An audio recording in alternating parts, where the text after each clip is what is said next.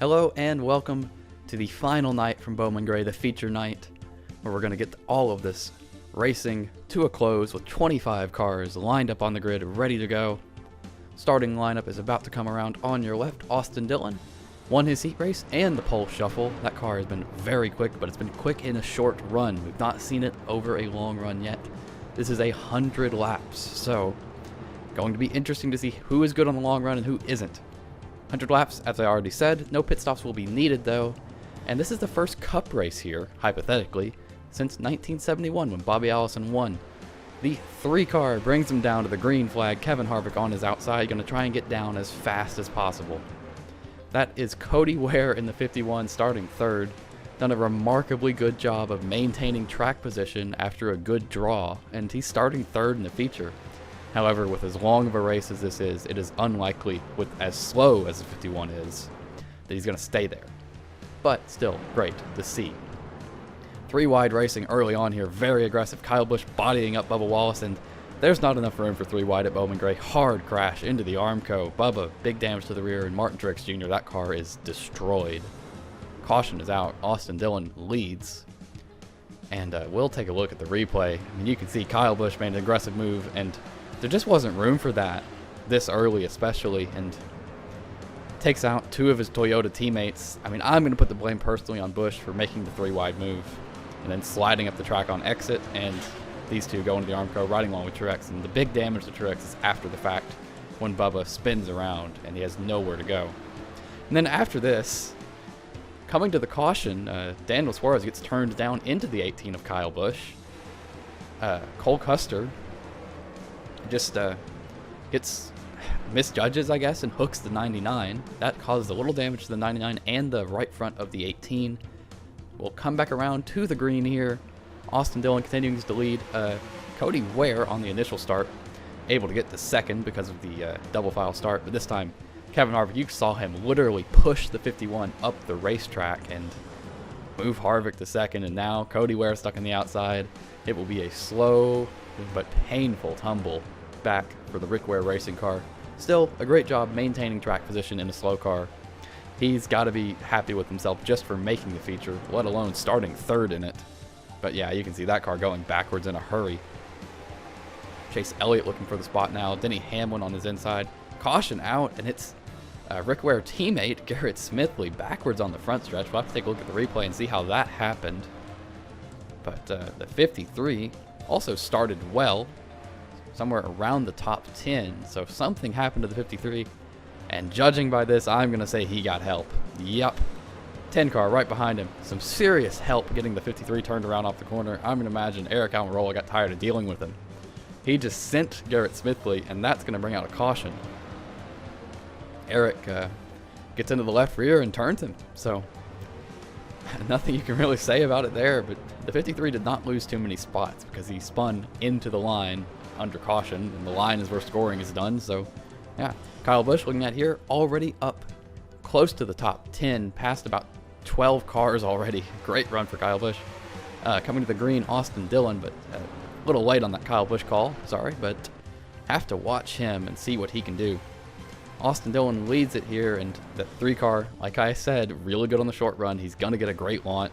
It's going to be really good for these first 5 laps, already putting a car length on Kevin Harvick. Harvick tries to keep up with him in the braking zone and just goes wide in the corner because the 4-car cannot keep up with the 3. Be interesting to see how that develops, though. And a lot of racing in the back. 2, 3 wide, everyone trying to sort by slower cars that maybe got a better draw in their heat race and are still hanging around up front. Cody Ware, an example there, and has aggressive racing. And just talking about Kyle Busch earlier, didn't get to say what I wanted, but Kyle Busch, from the back of his heat race, started dead last in the B main, drove into the feature, and now into the top 10 in the feature race. This 18 car is very quick. Obviously missed the setup in the heat race, but they've made some great changes, and they're still in the show and moving forward. He took 10th. Now he looks for 9th on his Joe Gibbs teammate, Denny Hamlin. Great run for the 18. We'll have to see what he can do. He could be a contender, even though if you looked at the heat race, you would be shocked to say that. Austin Dillon continues to lead, about a 3-4 car length lead over Kevin Harvick. You can see the load on that right front as they go into these flat corners. This flat quarter mile, very difficult for brakes and just getting the car to cut. These cup cars are definitely way too big for a quarter mile. They're way too heavy to get around this place very quickly, so it's a lot of pressure on driver and equipment to do it well. Burning brakes up, you know, that's why the long run's going to be important. Getting tires too hot as well. And working lapped traffic in long runs will also be huge. And that this flat quarter mile, if lap traffic doesn't want to get out of the way, they can control your destiny. Say if Bubba Wallace, this damaged car, doesn't feel like getting off the bottom, wants to hold his lead lap position, you're going to have to find a way to get around him or move him. Tyler Reddick, not going to be a lapped car that Austin Dillon will deal with, because Tyler Reddick, much like Kyle Busch, driven all the way outside the top 10 here to 11th from a B main position, struggled in his heat race and made it into the feature through the B main, and having a strong run in the 8 car. Must be similar in setup to the 3 car. 3 car very quick as well. But you saw it there, the 3 missed the corner, drove in on the bottom and slid out, and now Kevin Harvick on lap 34 here is going to have his first shot at the lead. Harvick going to get a taste of it here. He's got the lead on the bottom, but he still has to deal with the 3 on the outside. Shouldn't be too much of an issue though. Can't really hang on the outside. Austin Dillon will settle. Still dealing with Joey Logano, but he's probably going to settle into 3rd here, and yes he does. Kevin Harvick, once again, you see that 4 car slide out similar to Austin Dillon. Just old tires, being too aggressive, you make mistakes. A lot of guys are going to do that. Austin Dillon going to get back around for 2nd. 3 sort of getting his bearings. He's going to try and go chase the 4 again. And what I said about lap cars being in the way, they still haven't got past Bubba Wallace. Christopher Bell working his way to 3rd here. Good run for the 20. But this entire field is stacking up. You can see the entire top 6 all together stacked up behind lapped cars who don't want to go anywhere. Because frankly, they don't have to. They're almost the same speed as the leaders. And unless the leaders can get close enough to move them, it doesn't really happen. Finally, around Bubba Wallace, but now to deal with Garrett Smithley, who obviously that car's not too fast, but no slouch. And Chase Elliott going to look for 2nd here, move the 9 to 2nd. That's a good run for Chase Elliott. Getting something done here at Bowman Gray and really working the bottom well. This track suits that car's abilities. Very good under braking and accelerating. Very good on short tracks we saw with Martinsville and Phoenix last year. So this is perfect for the 9 car, and he's showing it here, especially on the long runs. We're 56 laps in on this set of tires, and Elliott looking for the lead now on Kevin Harvick. He's got the bottom. That car just so good under braking, so good on the throttle as well. The same traits we see out of Chase Elliott in real life, and it works at Bowman Gray almost to an exaggerated extent because of these braking zones and accelerations that are so close together on this quarter mile. And Elliott misses the corner though. This is about 3 laps later. Elliott misses the corner, and now Kevin Harvick's going to have a go up the inside. Harvick plenty of room to do so, with Elliott he just whiffed. I mean, there's nothing more to say. He whiffed into 1. He wishes he could have that corner back, but Harvick's going to have the preferred line. He's probably going to get the lead. Elliott will settle in and try and get it back. Because frankly, neither one of them can get past this 53 car. It's just the right speed to be a nuisance, and just good enough through the center of the corner that you can't get to the bumper and move it.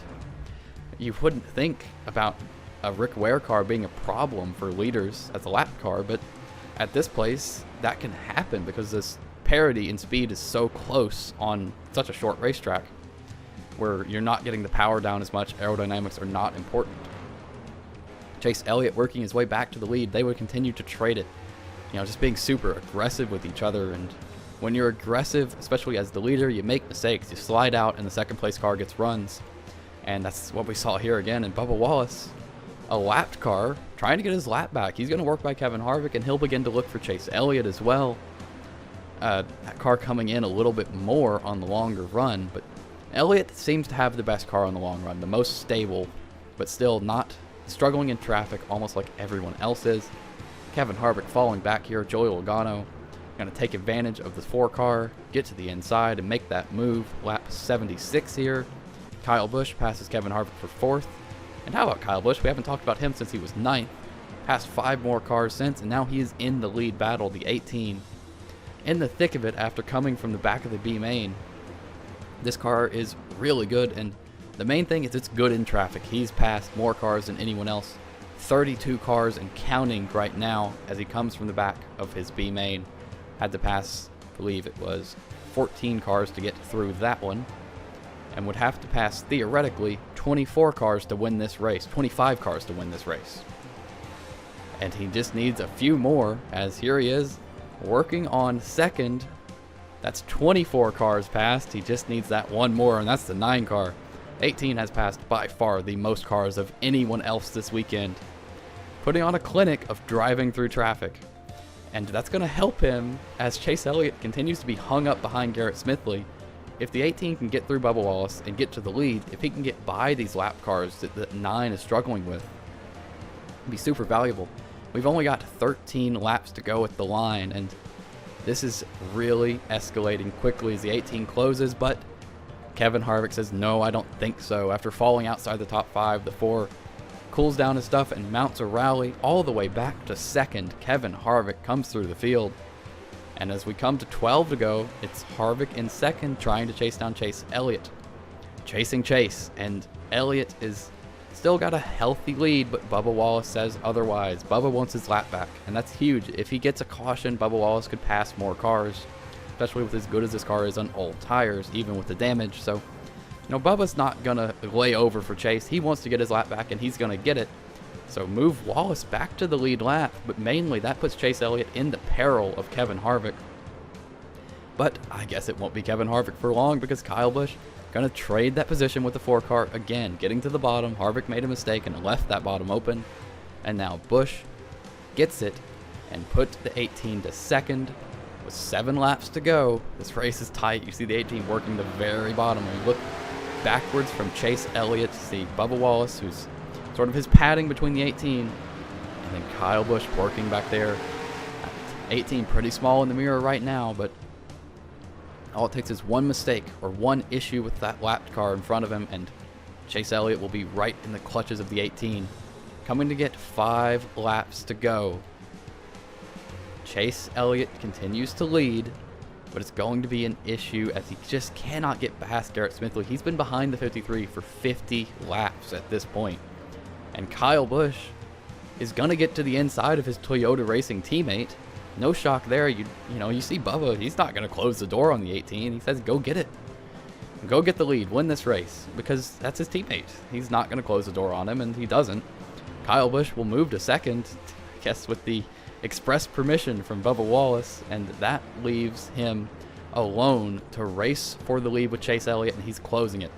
We'll come to the line to get 2 to go here. Now it's a car length. Kyle Busch is there. It's less than a car length in the center of the corner. Chase Elliott is going to have to do something. He's going to have to get defensive. You see him already working the bottom. He's being as defensive as he can be, but he's going to have to get creative with his 53, perhaps. He's going to have to do something. Coming to the white flag here, Kyle Busch chasing Chase Elliott. Elliott, you see, very defensive. He's running half a groove down in the straightaway, maybe a whole groove down. Busch wide in that corner. He's about to car length back. Elliott again on the bottom of the straightaway, defending into the corner. Kyle Busch can do nothing, and Chase Elliott wins at Bowman Gray, taking the first event of the home track challenge. And no shock there. Chase Elliott good on the short track. But Kyle Busch, how about that run? He passed in total, I believe it was 36 cars this weekend. My math could be wrong.